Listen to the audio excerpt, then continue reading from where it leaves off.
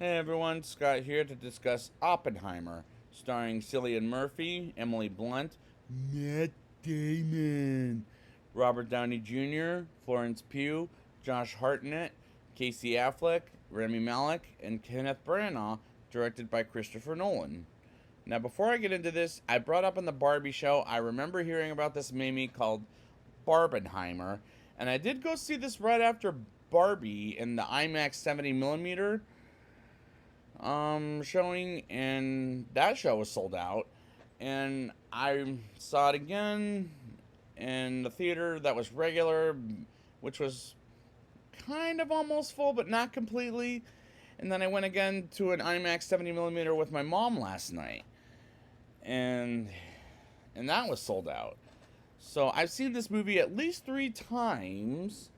So is it as good as what the critics say? Let's get into the movie.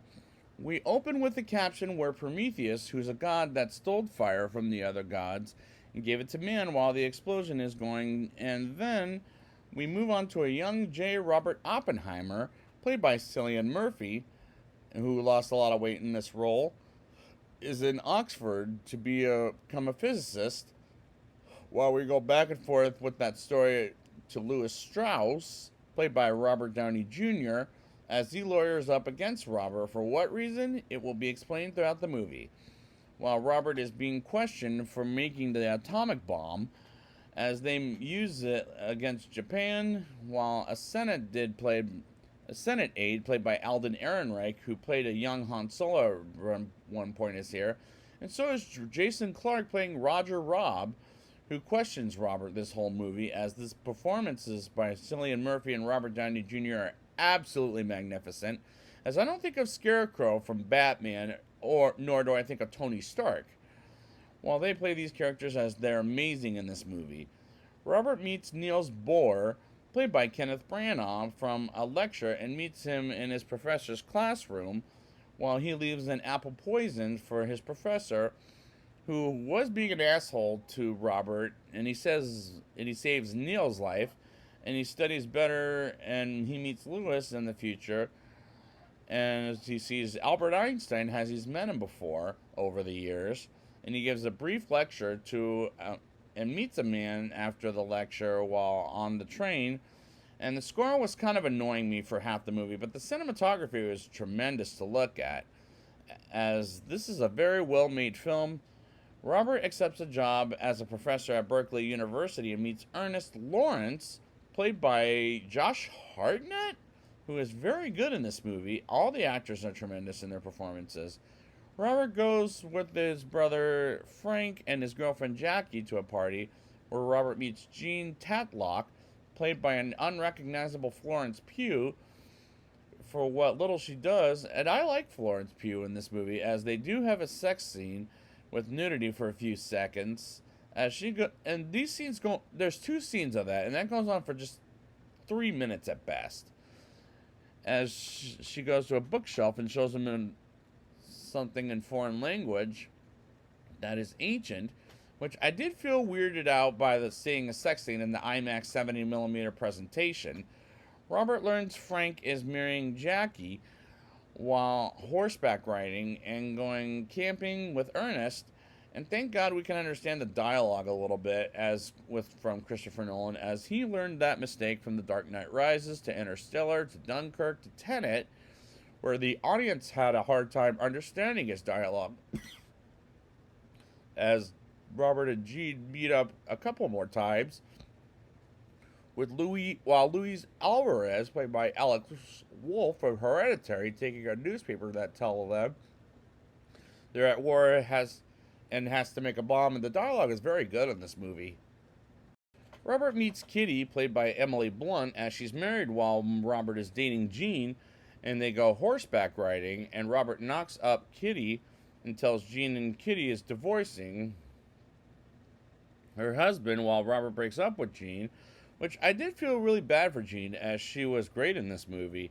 Robert and Ernest have a talk about going to war with the Germans, as we go back to Lewis getting sued from Robert, and we move on to Kitty getting drunk while Robert hears the baby crying, and Robert has no choice but to take the baby to his Uncle Frank to live with them for a while because he says they're awful people. Excuse me. And Emily Blunt does a great job with her performance as well.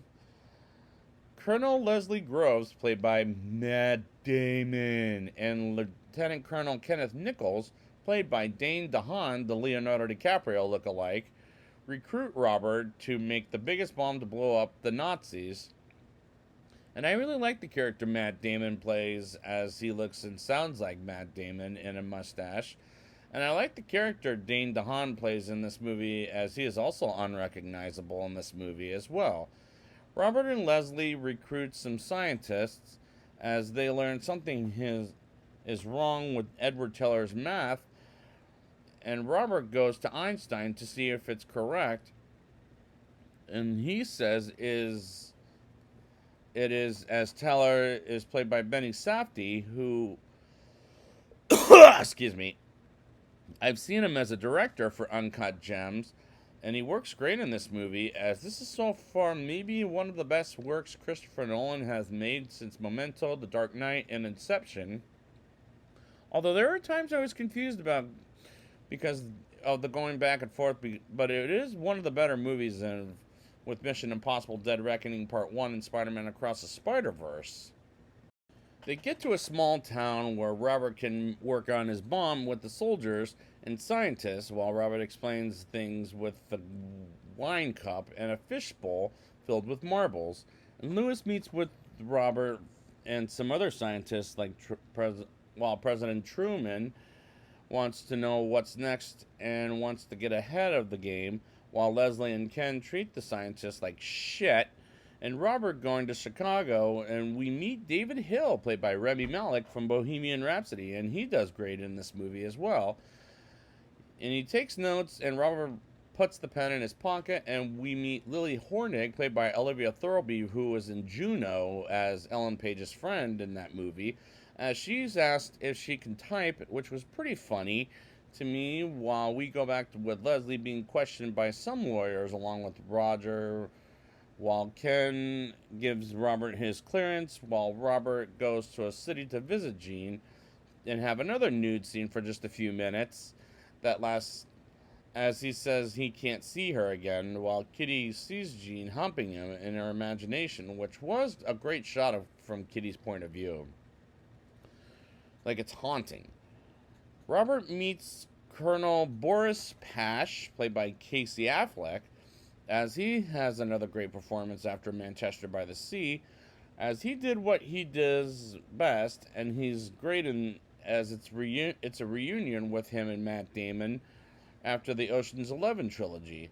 While Leslie tells Robert that he couldn't put Robert in the same room as Pash, and Robert volunteers in a name in order to protect him, and I'm actually enjoying myself watching this movie. Leslie brings Niels to a Christmas party as Robert is happy to see him, and they talk about the power people are not prepared for, as Robert gets a call from San Francisco and hears Jean committed suicide because he and Kitty tells Robert to pull himself together because of him, and Kitty tells Robert to pull himself together until it quits the project because of Fisher, and the sound effects are well done as far as the sound design and sound mix goes. Robert sees a lecture by Lily as we learn Germany is surrendering and the Japanese attack America while Robert puts the bomb together while they're testing one explosion after another, while Leslie is in the city with Robert as he wants to give President Truman a date of the testing of the atomic bomb. And the movie does a great job, I'll say, at telling the story of J. Robert Oppenheimer, as this felt gut-wrenching, as I felt it in my stomach in 2 viewings, feeling uncomfortable while watching this movie all 3 times I saw this movie. They put the bomb on the bottom to put a nuclear explosive in the bomb itself while they put the top on, and they pull it off the ground, which seems pretty fucking intense, as I would take a dump in my pants if that were me to pull up the bomb off the ground. It rains at night as they pull off the final test at 5:30 a.m., while Robert and Leslie talk about how little chance it works, and they test the bomb to only create the giant explosion like the Japanese saw back in the day, and it works. And this scene is absolutely fucking haunting, as it scares the shit out of me right off the bat. They celebrate the explosion as it works, and Robert becomes multiple things like a destroyer of the worlds and the man who moved the earth. And the army moves the atomic bomb as President Truman plans on blowing up Japan because we're at war with them at the time. And they hear him on the radio as Robert has blood in his hands.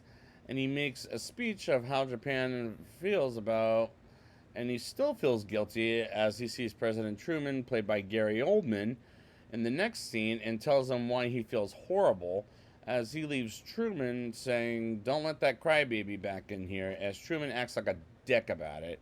And I do love Gary Oldman in that scene, despite Truman is a terrible person, as he felt guilty about it. And I like the Truman meaning scene between him and Robert. And there were times this movie was from color to black and white, and I really enjoyed that choice by director Christopher Nolan. Lewis talks with the Senate aide while Lewis believes he can win the court hearing, while Teller walks away, telling Robert about the people he knew is with the Soviets. Meanwhile, the Senate aide warns Lewis he will lose while Robert makes his lawyer, Kitty, wanting him to sue Lewis for who's guilty, and we get Lewis becoming the enemy of Robert.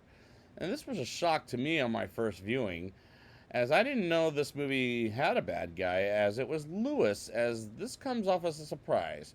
Roger pins Robert's lawyers about hearing a recording and says he has no clearance, as that sounds like the government hiding things, and to me, that's bullshit to begin with. But I'm not here to talk about politics. I'm here to talk about this movie. And that's what the movie is telling me, and that always pisses me off, as Roger is trying to annoy the shit out of me. David comes in to testify against Lewis, as it will force Lewis out of office, while Kitty is pissed about shaking Horton's hand, as she would spit in his face, and Robert gets Kitty involved with Roger, as she's telling him his phrase is unlikable, as she acts like a smartass towards Roger, while he gets home and is visited by Einstein, while the Senate aide tells Lewis he will lose his job as well as his career, while Roger is trying to get Robert guilty and is pressuring Robert into answering those questions, while Lewis loses his job big time thanks to John F. Kennedy.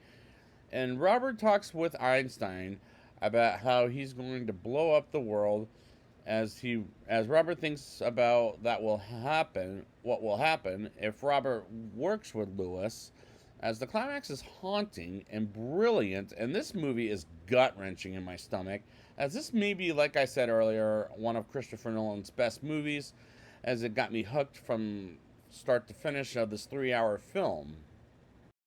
Now it's time for my rating. I'll give this movie a 9.3 out of 10. The actors are very tremendous in this movie. Even Cillian Murphy, I didn't get the Scarecrow from Batman out of him. Nor Robert Downey Jr., I didn't get Tony Stark out of him. And Florence Pugh is very unrecognizable. And the other actors are great. And the dialogue is better understood than Dark Knight Rises, Interstellar, Dunkirk, and Tenet, as director Christopher Nolan does a better job with this movie than in those films. The cinematography is great to look at, as the writing is great to hear, and there were times the audience laughed at some scenes that were appropriately timed, as I laughed a couple of times myself.